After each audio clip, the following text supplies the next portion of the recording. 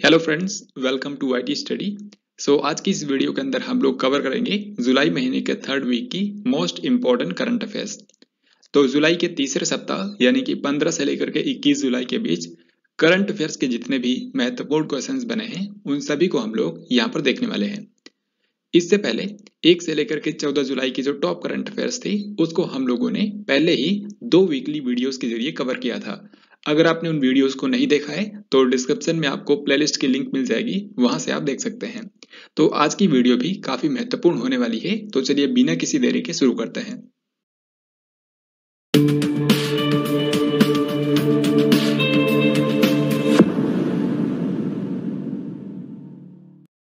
तो आज का सबसे पहला प्रश्न ये रहा, 21 जुलाई को भारत के 15वें राष्ट्रपति के रूप में किसे चुना गया है।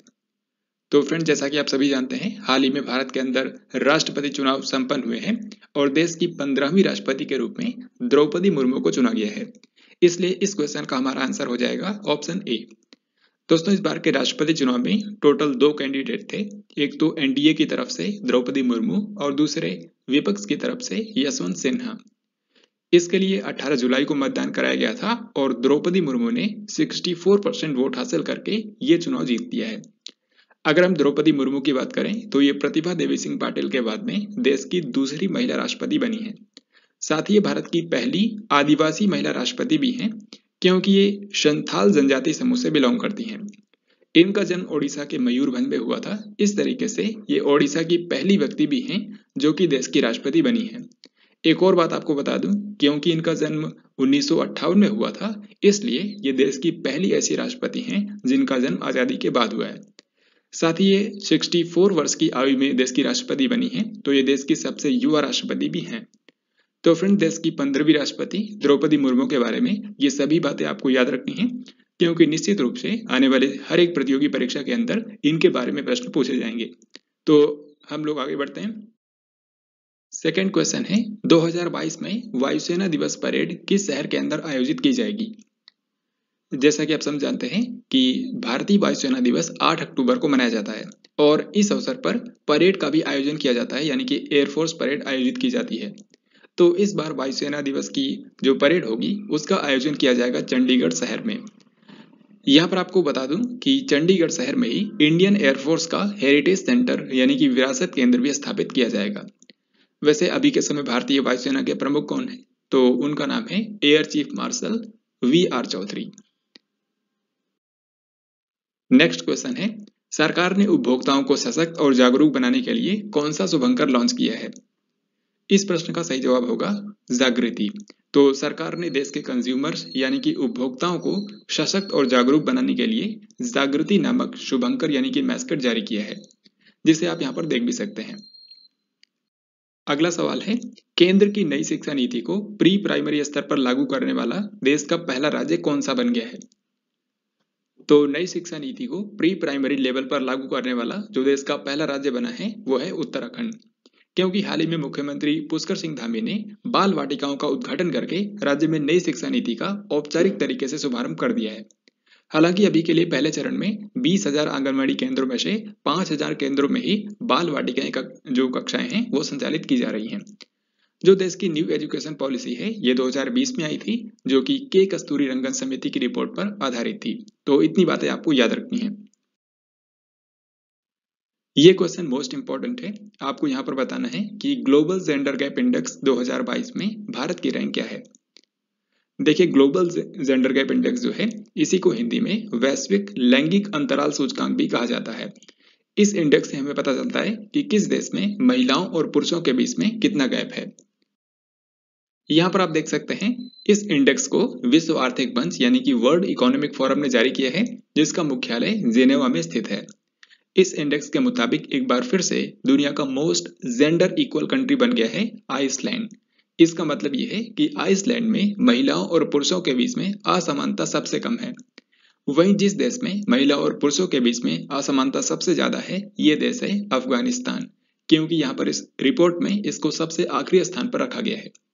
अब अगर हम भारत की बात करें तो भारत को कुल 146 देशों की इस सूची में 135वें स्थान पर रखा गया है। हालांकि आपको बता दूं, पिछले साल भारत 140वें स्थान पर था, तो यहाँ पर भारत ने 5 पायदान की ग्रोथ की है।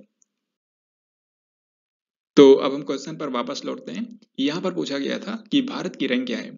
तो आप इसको इजीली कर सकते हैं। भारत की रैंक है 135, यानी कि ऑप्शन नंबर बी करेक्ट होगा।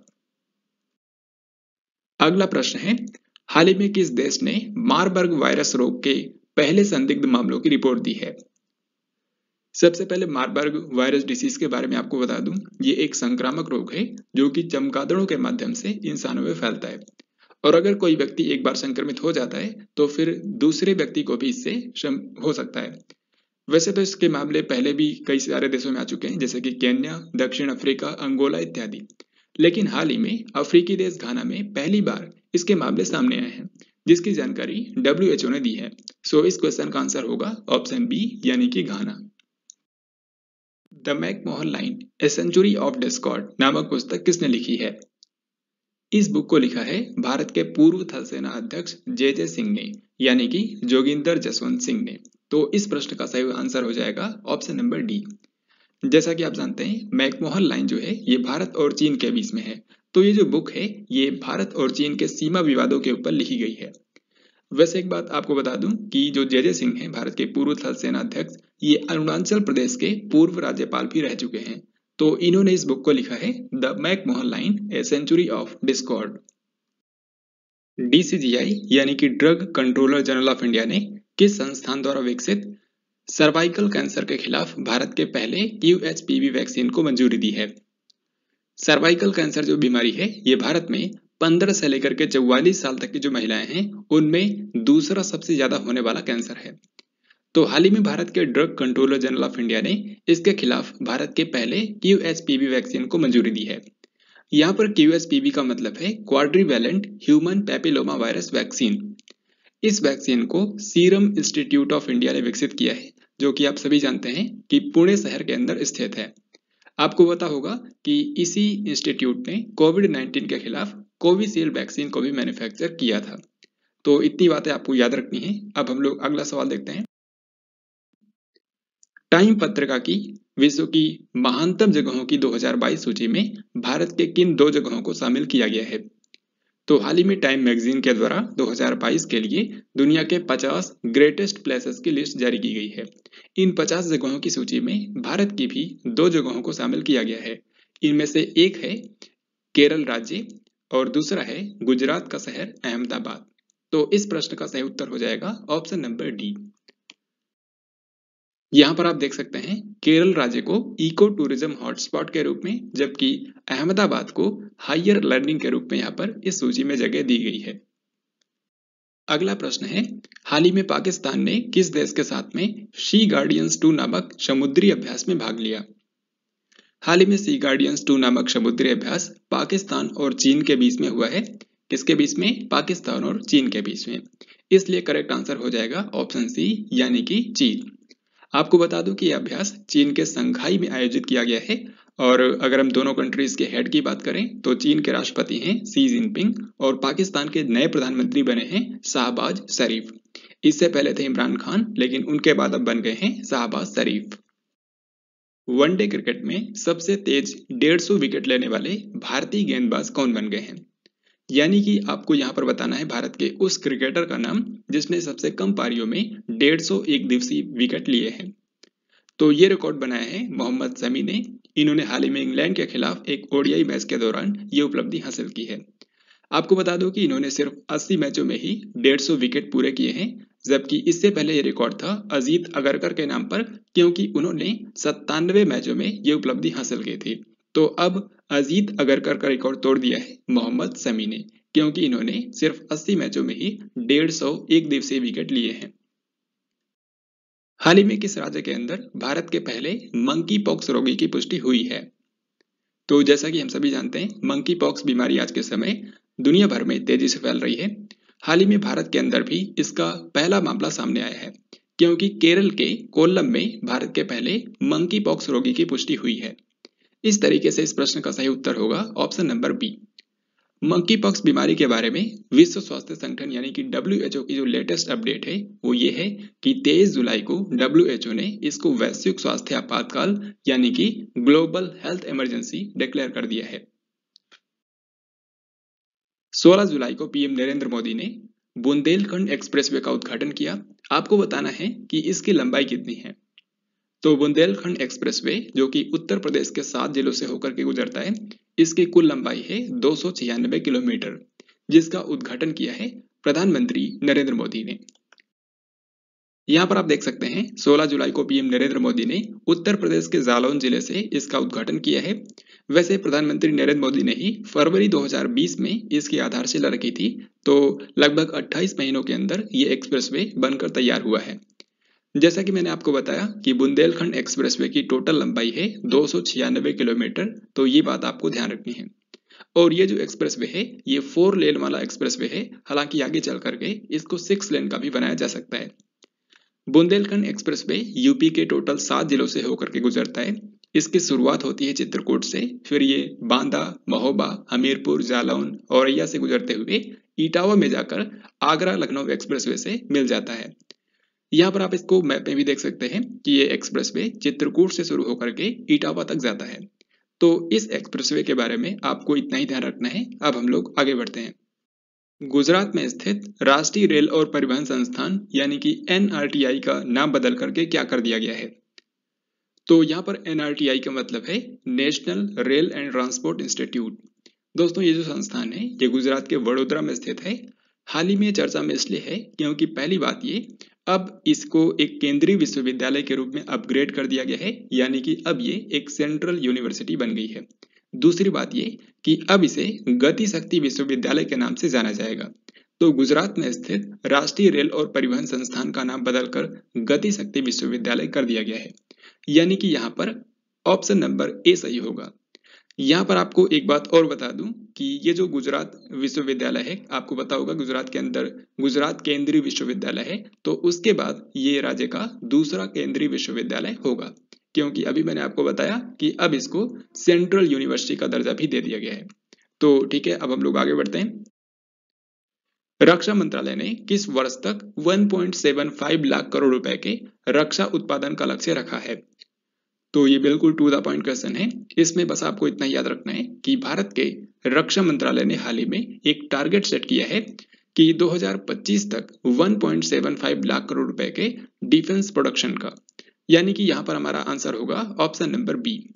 भारत के जो रक्षा मंत्री हैं राजनाथ सिंह, इन्होंने ही हाल ही में जानकारी दी है।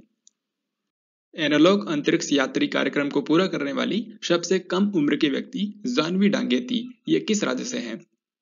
तो जानवी डांगेती जो कि सिर्फ 19 वर्ष की हैं, ये आंध्र प्रदेश की रहने वाली हैं। और जैसा कि क्वेश्चन में लिखा है, ये एनालॉग अंतरिक्ष यात्री कार्यक्रम को पूरा करने वाली सबसे कम उम्र की व्यक्ति बनी हैं। बेसिकली इन्होंने हाल ही में पोलैंड में स्थित एनालॉग अंतरिक्ष यात्री जो प्रशिक्षण केंद्र है, वहां से इन्होंने ये कार्यक्रम पूरा किया है। आपको पता होगा इन्होंने ही 2021 में अमेरिका के कैनेडी स्पेस सेंटर से नासा का अंतर्राष्ट्रीय वायु और अंतरिक्ष कार्यक्रम पूरा किया था, यानी कि international air and space programme. तो ध्यान रखिएगा, जानवी डांगेती जो हैं ये आंध्र प्रदेश की रहने वाली हैं। अमेरिका ने रूस से S-400 मिसाइलों की खरीद के लिए किस देश के खिलाफ प्रतिबंध न लगाने का फैसला किया है। जैसा कि आपको पता होगा कि भारत ने रूस से S-400 मिसाइल डिफेंस सिस्टम खरीदा है, तो ऐसे में आशंका यह थी कि अमेरिका भारत के ऊपर प्रतिबंध लगा सकता है, लेकिन अब अमेरिका ने भारत पर प्रतिबंध नहीं लगाने का फैसला किया है। तो इस तरीके से इस प्रश्न का हमारा सही आंसर होगा ऑप्शन बी, यानी कि अपना भारत। हाल ही में स्टेल्थ फ्रिगेट INS दूनागिरी को किस स्थान पर लॉन्च किया गया। INS दूनागिरी जो कि एक स्टेल्थ गाइडेड मिसाइल फ्रिगेट जहाज है, इसको प्रोजेक्ट 17A के तहत भारतीय नौसेना के लिए बनाया गया है, यानी कि इंडियन नेवी इसका इस्तेमाल करेगी। इसका नाम जैसा कि यहाँ पर लिखा है INS दूनागिरी, यानी कि उत्तराखंड की जो दूनागिरी पर्वत श्रृंखला है उसी के नाम पर इसका नाम रखा गया है। तो इस जहाज को हाल ही में कोलकाता के हुगली नदी में लॉन्च किया गया। सो इस प्रश्न का हमारा सही आंसर होगा ऑप्शन नंबर बी। यहाँ पर आपसे ये भी पूछा जा सकता है कि इसको कौन से शिपयार्ड ने बनाया है। याद रखिएगा, इसको जिस शिपयार्ड ने बनाया है इसका नाम है garden reach ship builders and engineers limited, जिसको हम लोग शॉर्ट में बोलते हैं GRSE। और ये कहाँ पर है, ये कोलकाता के अंदर ही बेस्ड है। 18 जुलाई को किसने अंतर्राष्ट्रीय हॉकी महासंघ यानी कि FIH के अध्यक्ष पद से इस्तीफा दे दिया है। तो यहाँ पर आप जिन्हें देख रहे हैं ये हैं भारत के नरेंद्र बत्रा। ये अभी तक स्पोर्ट्स जगत से जुड़े 3 महत्वपूर्ण पद पर थे। पहला, ये अंतर्राष्ट्रीय हॉकी महासंघ जो है यानी कि FIH, उसके अध्यक्ष थे। दूसरा, ये अंतर्राष्ट्रीय जो ओलंपिक कमेटी है यानी कि इंटरनेशनल ओलंपिक कमेटी, उसके ये एक मेंबर थे। साथ ही ये जो भारतीय ओलंपिक संघ है यानी कि इंडियन ओलंपिक एसोसिएशन, उसके भी ये अध्यक्ष थे। लेकिन हाल ही में क्या हुआ है, इन्होंने इन तीनों ही पदों से इस्तीफा दे दिया है। इसलिए इस प्रश्न का हमारा सही उत्तर होगा option number A, Narendra Batra. किस देश ने पूरे भारत में एकीकृत फूड पार्क विकसित करने के लिए $2 बिलियन का निवेश करने की घोषणा की है? इसका सही आंसर होगा UAE यानी कि संयुक्त अरब अमीरात। अगर आप मेरी वीडियोस को रेगुलर देखते होंगे तो आपको निश्चित रूप से पता होगा कि हाल ही में वर्चुअल फॉर्मेट में I2U2 ग्रुप के लीडर्स का पहला सम्मेलन हुआ था। इस ग्रुप में टोटल 4 देश शामिल हैं, इंडिया, इजराइल, USA और UAE। तो इसी सम्मेलन के दौरान संयुक्त अरब अमीरात ने अनाउंस किया कि वो पूरे भारत के अंदर इंटीग्रेटेड फूड पार्क डेवलप करने के लिए $2 अरब का निवेश करेंगे। और बाकी इस ग्रुप के अंदर जो अन्य 2 देश हैं, उन्होंने कहा है कि वो इसके लिए टेक्नोलॉजी प्रदान करेंगे। तो इतनी बात आपको याद रखनी है। 21 जुलाई को किस देश के प्रधानमंत्री मारियो द्रागी ने अपने पद से इस्तीफा दे दिया है? तो मारियो ड्रैगी जो है ये इटली के अभी तक प्रधानमंत्री थे, जिन्होंने हाल ही में प्रधानमंत्री पद से इस्तीफा दे दिया है। हाल ही में एक पुस्तक लॉन्च हुई है जिसका टाइटल है connecting through culture, an overview of India's soft power strengths. आपको बताना है कि इस पुस्तक का विमोचन किसने किया है। तो जैसा कि बुक के टाइटल से यह स्पष्ट है कि यह पुस्तक भारत की सॉफ्ट पावर की ताकत के विभिन्न पहलुओं को उजागर करती है। तो इसे भारत के जो वर्तमान विदेश मंत्री हैं यानी कि डॉक्टर S जयशंकर, उन्होंने इस बुक को लॉन्च किया है। इसलिए इस क्वेश्चन का सही आंसर हो जाएगा ऑप्शन नंबर डी। और यहाँ पर आप ये भी देख सकते हैं कि इस बुक को 2 लोगों ने मिलकर के लिखा है, विनय सहस्त्रबुद्धे और सच्चिदानंद जोशी। तो बिल्कुल आपको ध्यान रखना है, इस बुक को रिलीज किया है भारत के विदेश मंत्री डॉक्टर S जयशंकर ने, जबकि इसके जो ऑथर हैं वो 2 लोग हैं, विनय सहस्त्रबुद्धे और सच्चिदानंद जोशी। NIRF इंडिया रैंकिंग 2022 की समग्र श्रेणी में किस संस्थान ने शीर्ष स्थान हासिल किया है? NIRF का मतलब है नेशनल इंस्टीट्यूशनल रैंकिंग फ्रेमवर्क। इसको 2015 में लॉन्च किया गया था और इसी के तहत हर साल देश भर के जो उच्च शिक्षण संस्थान हैं उनकी रैंकिंग निकाली जाती है। तो इस बार राष्ट्रीय संस्थागत रैंकिंग फ्रेमवर्क के तहत 15 जुलाई को भारत के जो शिक्षा मंत्री हैं यानी कि धर्मेंद्र प्रधान, उन्होंने 2022 की इंडिया रैंकिंग जारी की है, जो कि इसका 7वां संस्करण है। इसका 7th एडिशन जारी हुआ है और पहला एडिशन जो है वो 2016 में जारी हुआ था। इस बार ये जो रैंकिंग है ये टोटल 11 कैटेगरी में जारी हुई है, जिनमें से एक ओवरऑल कैटेगरी भी है। तो ओवरऑल भारत का जो सबसे बेस्ट संस्थान है इसका नाम है IIT मद्रास, यानी कि ऑप्शन नंबर सी करेक्ट हो जाएगा, IIT मद्रास। बाकी अन्य क्षेत्रों में जो भारत के सबसे बेस्ट संस्थान हैं उनके नाम यहाँ पर आप देख सकते हैं, मैंने सभी को लिख दिया है। जैसे कि IIT मद्रास ही इंजीनियरिंग के लिए भी भारत का सर्वश्रेष्ठ संस्थान है। तो IIT मद्रास ने 2 कैटेगरी में टॉप किया है, एक तो ओवरऑल कैटेगरी और दूसरा इंजीनियरिंग कॉलेजेस की कैटेगरी। फिर Indian institute of science Bengaluru जो है वो देश की सर्वश्रेष्ठ यूनिवर्सिटी और देश का सर्वश्रेष्ठ रिसर्च इंस्टीट्यूट भी है। इसी तरीके से IIM अहमदाबाद जो है ये देश का सर्वश्रेष्ठ प्रबंधन संस्थान है, यानी कि मैनेजमेंट के लिए भारत का सबसे बेस्ट इंस्टीट्यूट है IIM अहमदाबाद। एम्स दिल्ली आपको पता है भारत का सर्वश्रेष्ठ मेडिकल कॉलेज है। तो इस तरीके से इन सभी के बारे में आपको ध्यान रखना है। अब हम लोग आगे बढ़ते हैं। क्रिकेट इतिहास में लगातार 13 T20 अंतर्राष्ट्रीय मैच जीतने वाले पहले कप्तान कौन बने हैं? इसका सही आंसर है रोहित शर्मा। तो भारतीय क्रिकेट टीम के कप्तान रोहित शर्मा विश्व के पहले ऐसे कप्तान हैं जिन्होंने लगातार 13 T20 अंतर्राष्ट्रीय मैच जीत लिए हैं। हाल ही में कई देशों के साथ में भारत के T20 मैच हुए जिनको भारत ने जीत लिया, तो इसी के बाद रोहित शर्मा ने यह रिकॉर्ड बनाया है। RailTel corporation of India limited यानी कि RCIL के नए अध्यक्ष और प्रबंध निदेशक कौन बन गए हैं? RailTel corporation of India limited जो कि भारत का एक सार्वजनिक क्षेत्र का उद्यम है और ये भारत के रेलवे मंत्रालय के अधीन काम करता है। तो हाल ही में इसके नए अध्यक्ष और प्रबंध निदेशक यानी कि चेयरमैन और मैनेजिंग डायरेक्टर बन गए हैं संजय कुमार। वैसे रेलटेल का मुख्यालय कहां पर है? तो याद रखिएगा इसका मुख्यालय है गुरुग्राम, हरियाणा में। हाल ही में किस राज्य की सरकार ने अर्न विद लर्न योजना शुरू की है? अर्न विद लर्न योजना को शुरू किया है त्रिपुरा सरकार ने। इस योजना का मेन मकसद है कोविड-19 महामारी के दौरान जिन बच्चों ने स्कूल छोड़ दिया है उन्हें फिर से स्कूल में वापस लाना, क्योंकि कोरोना महामारी के दौरान 6 से लेकर के 14 साल के लगभग 8,000 छात्रों ने त्रिपुरा में स्कूलों को छोड़ दिया था। अब इसके लिए त्रिपुरा के जो सभी कॉलेजों के थर्ड ईयर के छात्र हैं उनके जरिए स्कूलों से ड्रॉप आउट हुए इन छात्रों का पहले तो पता लगाया जाएगा, और फिर उसके बाद अगर ये जो थर्ड ईयर के छात्र हैं अगर ये इन छात्रों को स्कूल में वापस लाकर उनका एनरोलमेंट कराते हैं तो प्रति एनरोलमेंट पर उनको 500 रुपए दिए जाएंगे।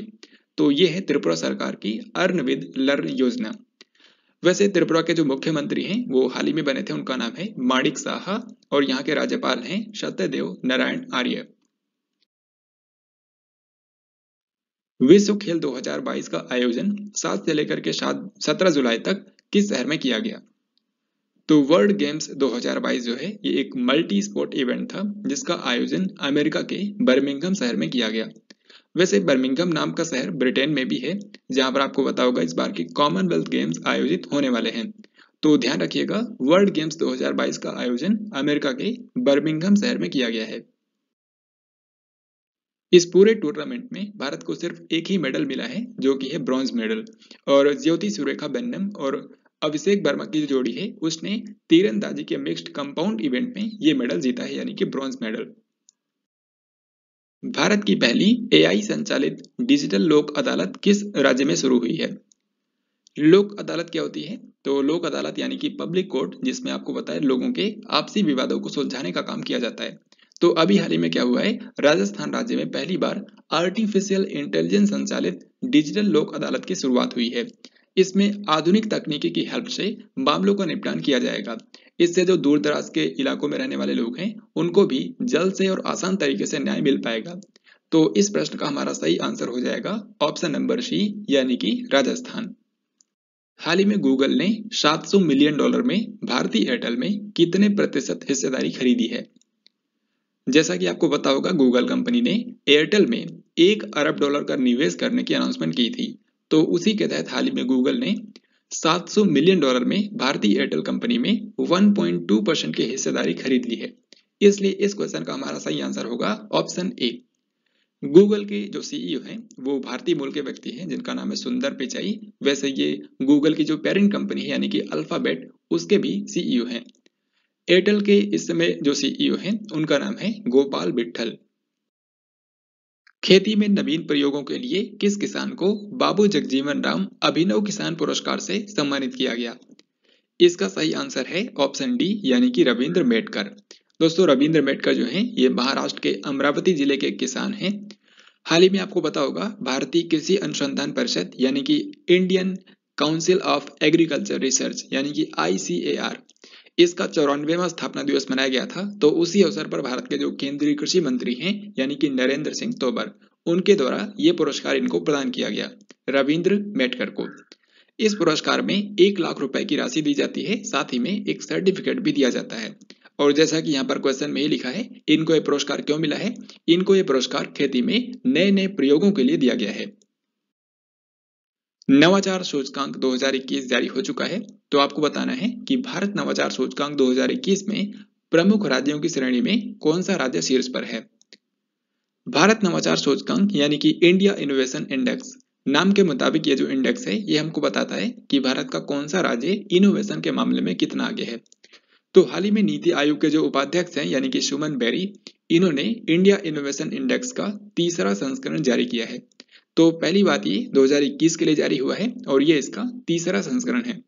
तो यहाँ पर आपको एक बात नोट करनी है कि इंडिया इनोवेशन इंडेक्स जो है ये नीति आयोग के द्वारा जारी किया जाता है, क्योंकि ऑलरेडी ये एग्जाम्स के अंदर पूछा जा चुका है।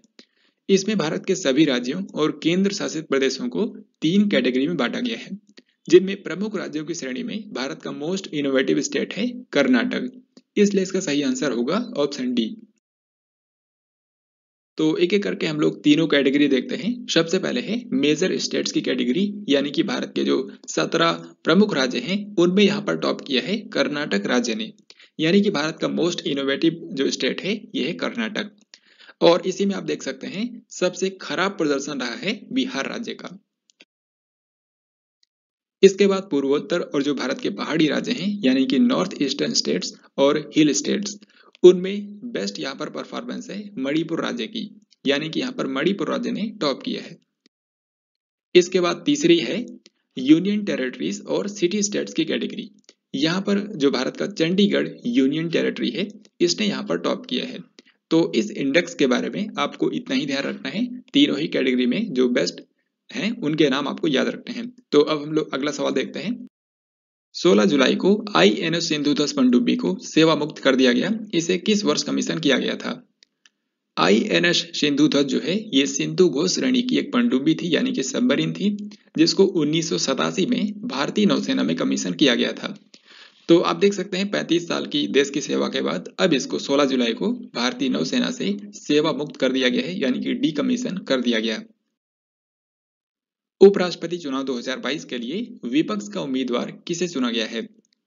तो देश के अंदर राष्ट्रपति चुनाव के बाद अब उपराष्ट्रपति चुनाव भी होने वाले हैं, क्योंकि वर्तमान जो उपराष्ट्रपति हैं एम वेंकैया नायडू, उनका कार्यकाल 10 अगस्त को समाप्त हो जाएगा। इसलिए 6 अगस्त को ही उपराष्ट्रपति का चुनाव होगा, यानी कि इस दिन मतदान होगा। यहाँ पर आपको बता दूं कि उपराष्ट्रपति पद के लिए विपक्ष की जो उम्मीदवार हैं इनका नाम है मार्गरेट अल्वा। दोस्तों मार्गरेट अल्वा जो हैं, ये जिनको आप यहाँ पर देख पा रहे हैं, ये भारत की पूर्व केंद्रीय मंत्री और 2 राज्यों की राज्यपाल भी रह चुकी हैं, एक तो उत्तराखंड और दूसरा राजस्थान। तो इस क्वेश्चन का आंसर होगा ऑप्शन बी।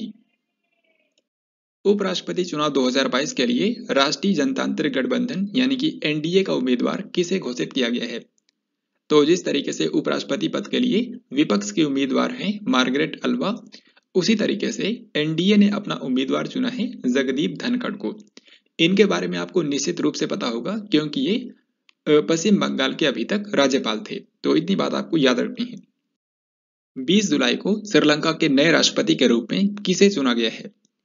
जैसा कि आप जानते हैं, इससे पहले तक श्रीलंका के राष्ट्रपति थे गोटाबाया राजपक्षे, लेकिन श्रीलंका में जारी भयंकर विरोध प्रदर्शनों के चलते इनको इस्तीफा देना पड़ा था। दरअसल जब प्रदर्शनकारियों ने राष्ट्रपति भवन को घेर लिया था, तो गोटाबाया राजपक्षे जो हैं ये देश छोड़ करके मालदीव होते हुए सिंगापुर चले गए थे और वहीं से इन्होंने ईमेल के जरिए अपना इस्तीफा भेजा था। तो इस सब के बाद श्रीलंका के जो नए राष्ट्रपति चुने गए हैं इनका नाम है रानिल विक्रमसिंघे। दोस्तों रानिल विक्रमसिंघे जो हैं ये अभी तक यहाँ के प्रधानमंत्री थे, लेकिन अब इन्हीं को यहाँ का राष्ट्रपति बना दिया गया है, यानी कि श्रीलंका के राष्ट्रपति बन गए हैं रानिल विक्रमसिंघे।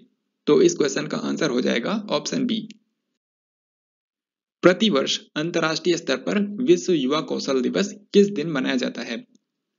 ये दिन युवाओं को अपने अंदर स्किल डेवलप करने और इसके फायदों के बारे में जागरूक करने के लिए हर साल 15 जुलाई को मनाया जाता है।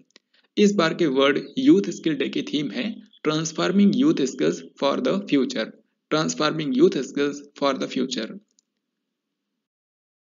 अब इसी के साथ देखते हैं जुलाई के 3rd वीक के most important days and themes. सबसे पहले 15 जुलाई को मनाया गया है विश्व युवा कौशल दिवस, जिसके बारे में ऑलरेडी मैंने आपको बताया। इस बार इसका विषय है transforming youth skills for the future. 16 जुलाई को मनाया गया विश्व सर्प दिवस यानी कि वर्ल्ड स्नेक डे। तो दुनिया भर में सांपों की जो विभिन्न प्रजातियां पाई जाती हैं उनके संरक्षण के बारे में लोगों को जागरूक करने के लिए यह दिवस मनाया जाता है। फिर 17 जुलाई को मनाया गया है अंतर्राष्ट्रीय न्याय दिवस यानी कि world day for international justice. 18 जुलाई को मनाया जाता है नेल्सन मंडेला अंतर्राष्ट्रीय दिवस। यहाँ पर आपको बता दूं कि नेल्सन मंडेला जो हैं ये दक्षिण अफ्रीका के थे और इनको अफ्रीकी गांधी भी कहा जाता है। तो इनका जो जन्मदिन होता है यानी कि 18 जुलाई 1918, तो उसी दिन को हर साल नेल्सन मंडेला अंतर्राष्ट्रीय दिवस के रूप में सेलिब्रेट किया जाता है।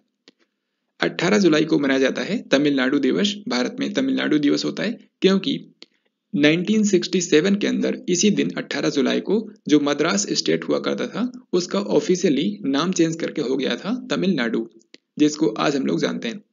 20 जुलाई को अंतर्राष्ट्रीय चंद्रमा दिवस यानी कि इंटरनेशनल मून डे मनाया जाता है।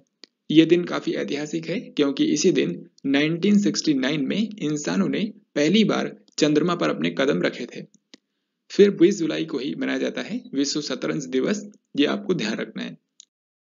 भारत ने किस तारीख को 200 करोड़ कोविड रोधी टीके लगाने की ऐतिहासिक उपलब्धि हासिल की है? देखिए जैसा कि आप जानते हैं भारत में कोविड-19 के खिलाफ राष्ट्रव्यापी जो टीकाकरण अभियान शुरू किया गया था वो 16 जनवरी 2021 को शुरू किया गया था, यानी कि 16 जनवरी 2021 से ही भारत में कोविड-19 के खिलाफ वैक्सीन लगाई जा रही है। तो अभी क्या हुआ है, 17 जुलाई 2022 को भारत ने 200 करोड़ कोविड-19 की जो टीके हैं इसको लगाने की उपलब्धि हासिल की है, यानी कि 18 महीनों के अंदर ही भारत में कोविड-19 वैक्सीन की 200 करोड़ डोजेस लगा दी गई हैं। तो ये आपको ध्यान रखना है 17 जुलाई 2022।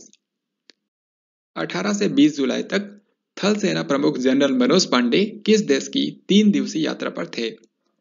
इस क्वेश्चन का करेक्ट आंसर होगा ऑप्शन डी, यानी कि बांग्लादेश, क्योंकि हाल ही में 18 से लेकर के 20 जुलाई तक भारत के जो थल सेना अध्यक्ष हैं यानी कि जनरल मनोज पांडे ये बांग्लादेश के 3 दिवसीय दौरे पर गए थे। साथ ही आपको यहाँ पर एक बात और बता दूं कि ये थल सेना प्रमुख बनने के बाद जनरल मनोज पांडे का पहला विदेश दौरा है, तो इसलिए भी ये काफी महत्वपूर्ण हो जाता है और जाहिर है कि इससे भारत और बांग्लादेश के जो रक्षा संबंध हैं वो काफी मजबूत होंगे। इंटरनेशनल क्रिकेट में सबसे तेज 10,000 रन बनाने वाले एशियाई खिलाड़ी कौन बन गए हैं?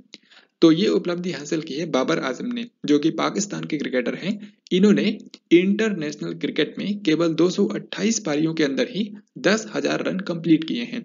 तो इस तरीके से एशिया के अंदर ये ऐसा करने वाले पहले खिलाड़ी हैं। साथ ही आपको बता दूं कि इस मामले में इन्होंने विराट कोहली का रिकॉर्ड तोड़ा है, क्योंकि विराट कोहली ने ये उपलब्धि 232 पारियों में हासिल की थी। तो अब बाबर आजम ने केवल 228 पारियों में ही 10,000 रन कंप्लीट किए हैं। इनमें से किस शहर को 2022-23 के लिए एससीओ की पहली सांस्कृतिक और पर्यटन राजधानी के रूप में चुना गया है? यहाँ पर एससीओ का फुल फॉर्म है शंघाई कोऑपरेशन ऑर्गेनाइजेशन, यानी कि शंघाई सहयोग संगठन। इसमें टोटल भारत समेत 8 देश हैं। हालांकि आपको बता दूं कि इसी साल इसमें एक नया कंट्री जुड़ने वाला है जिसका नाम होगा ईरान। तो ईरान इसी साल जुड़ेगा। वैसे इसकी अनाउंसमेंट पिछले साल ही हो गई थी, लेकिन इस साल वो ऑफिशियली ज्वाइन होगा। तो हाल ही में क्या हुआ है, शंघाई सहयोग संगठन ने एक नई पहल शुरू की है जिसके तहत अब से हर साल बारी बारी से एससीओ के जो मेंबर कंट्रीज हैं इन्हीं में से किसी एक देश को चुना जाएगा और फिर वहां के किसी एक शहर को सांस्कृतिक और पर्यटन राजधानी के रूप में चुना जाएगा। इससे जो सदस्य देश हैं इनके बीच में पीपल टू पीपल कनेक्शन बढ़ेगा और पर्यटन को भी बढ़ावा मिलेगा।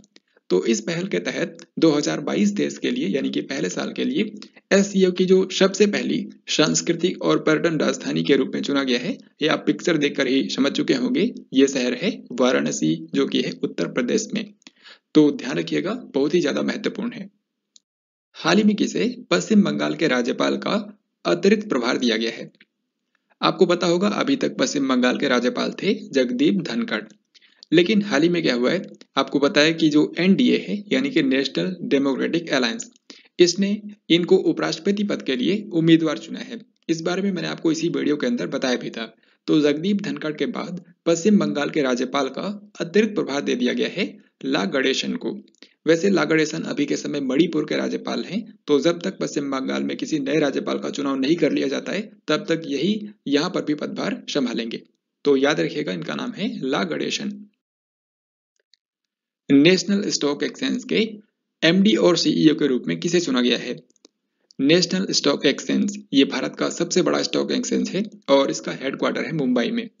तो हाल ही में सेबी ने आशीष कुमार चौहान को 5 साल के लिए एनएससी के एमडी और सीईओ के रूप में अपॉइंट करने की मंजूरी दी है। तो इस प्रश्न का सही आंसर हो जाएगा ऑप्शन डी। आपको बता दूं कि ये विक्रम लिमाय का स्थान लेंगे, जो कि अभी के समय एनएससी के अध्यक्ष हैं, लेकिन वो कुछ ही समय में रिटायर हो जाएंगे। तो फिर उनकी जगह लेंगे आशीष कुमार चौहान, जो कि अगले 5 साल तक रहेंगे। जैसा कि मैंने आपको बताया, नेशनल स्टॉक एक्सचेंज जो है इसका हेडक्वार्टर मुंबई में है और इसकी स्थापना हुई थी 1992 में। 2021 का मदर टेरेसा मेमोरियल अवार्ड किसे प्रदान किया गया है? मदर टेरेसा मेमोरियल अवार्ड जो है ये हार्मनी फाउंडेशन के द्वारा दिया जाता है। हाल ही में 2 लोगों को पर्यावरण संरक्षण हेतु उनके उत्कृष्ट कार्य के लिए 2021 का मदर टेरेसा मेमोरियल अवार्ड दिया गया है। इनमें से एक हैं अभिनेत्री दिया मिर्जा, जो कि आप जानते हैं पर्यावरण के लिए यूनाइटेड नेशन की गुडविल एम्बेसडर हैं, यानी कि सद्भावना राजदूत हैं। वहीं दूसरे व्यक्ति हैं अफरोज शाह। अफरोज शाह जो हैं इनको 2016 में चैंपियंस ऑफ अर्थ अवार्ड भी मिल चुका है, जो कि आप जानते हैं यूनाइटेड नेशन के द्वारा दिया जाने वाला पर्यावरण के लिए सबसे बड़ा पुरस्कार होता है।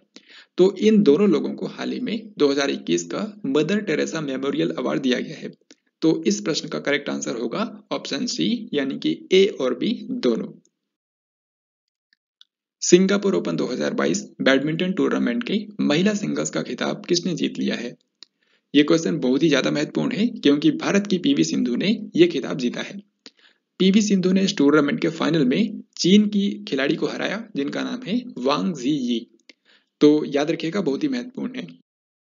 आप यहाँ पर देख भी सकते हैं, पुरुष एकल को जीता है इंडोनेशिया के खिलाड़ी एंथोनी सिनिसुका गिंटिंग ने, जबकि महिला एकल का खिताब जीता है भारत की पीवी सिंधु ने। 18 जुलाई को भूपेंद्र सिंह का निधन हो गया। वे एक मशहूर क्या थे? तो भूपेंद्र सिंह जो है ये भारत के एक मशहूर जाने माने पार्श्व गायक थे। हाल ही में 82 साल की उम्र में इनका निधन हो गया है। इन्होंने मोहम्मद रफी, लता मंगेशकर, बप्पी लहड़ जैसे जो कलाकार हैं उनके साथ भी इन्होंने काम किया था। एक बात यहाँ पर आपको और याद रखनी है कि ये पंजाब राज्य से थे। तो अब हम लोग अगला सवाल देखते हैं। खादी और ग्रामोद्योग आयोग के नए अध्यक्ष कौन बन गए हैं? तो खादी और ग्रामोद्योग आयोग यानी कि KVIC, इसका मतलब होता है khadi village and industries commission. इसके नए अध्यक्ष बन गए हैं मनोज कुमार, क्योंकि इससे पहले जो KVIC के अध्यक्ष थे यानी कि विनय कुमार सक्सेना, उनको दिल्ली का उपराज्यपाल बना दिया गया था। तो अब KVIC के नए अध्यक्ष कौन बन गए हैं?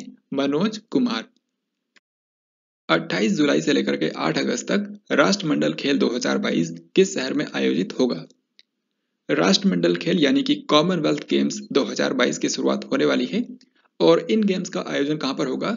ब्रिटेन के बर्मिंघम में। सही आंसर हो जाएगा ऑप्शन सी। एक बात यहां पर आपको और बता दूं कि इस बार के कॉमनवेल्थ गेम्स में भारत के 215 एथलीट भारत को रिप्रेजेंट करेंगे, यानी कि भारत की तरफ से यहां पर 215 खिलाड़ी जाएंगे। यहाँ पर भारत के जो नीरज चोपड़ा हैं वो पैर में चोट लगने के चलते इस बार के गेम से बाहर हो गए हैं, वो इस गेम्स के अंदर शामिल नहीं हो पाएंगे। ISSF विश्व कप में पुरुषों की स्कीट स्पर्धा में स्वर्ण पदक जीतने वाले पहले भारतीय निशानेबाज कौन बने? तो दोस्तों, हाल ही में दक्षिण कोरिया का एक शहर है जिसका नाम है चांगवान, वहां पर शूटिंग का वर्ल्ड कप आयोजित किया गया था। दोस्तों, इस टूर्नामेंट में भारत ने ही पदक तालिका में शीर्ष स्थान हासिल किया है, क्योंकि भारत ने ही यहाँ पर इस टूर्नामेंट में सबसे ज्यादा कुल 15 मेडल जीते हैं। तो यहाँ पर भारत ने टोटल 15 मेडल जीते, जिनमें से 5 गोल्ड, 6 सिल्वर और 4 ब्रॉन्ज मेडल शामिल है।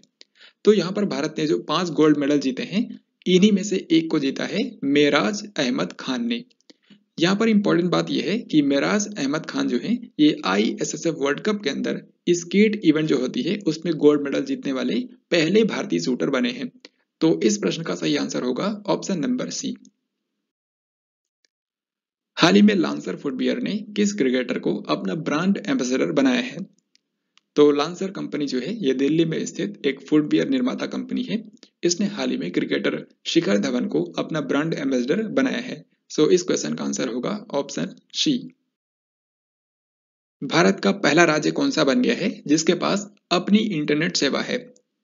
तो दोस्तों, भारत का पहला और एकमात्र राज्य जिसके पास अपनी खुद की इंटरनेट सर्विस है ये राज्य है केरल, क्योंकि केरल राज्य में सभी को इंटरनेट सर्विस प्रदान करने के लिए एक प्रोजेक्ट चलाया जा रहा है, जिस प्रोजेक्ट का नाम है केरल फाइबर ऑप्टिक नेटवर्क, यानी कि K-Phone प्रोजेक्ट। आपको पता होगा कि केरल सरकार ने 2019 में इंटरनेट को मूल अधिकार घोषित किया था और उसी के बाद इस K-Phone प्रोजेक्ट को शुरू किया गया था।